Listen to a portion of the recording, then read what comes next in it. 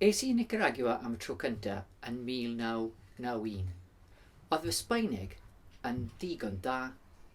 Pan des I yn ôl, dwedodd fy ffrind Will o Cynarfon, pam ti di dysgu Sbaeneg a ti ddim yn gwybod dy fam iaith?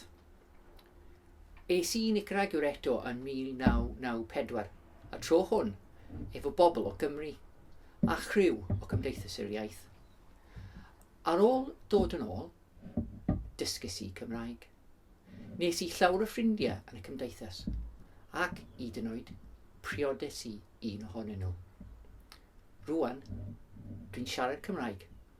Diolch I Cymdeithas yr Iaith a Nicaragua.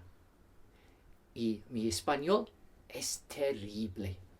Ay, Nicaragua, Nicaragüita, la flor más linda de mi querer, abonada con la bendita Nicaragüita, sangre de diriangel.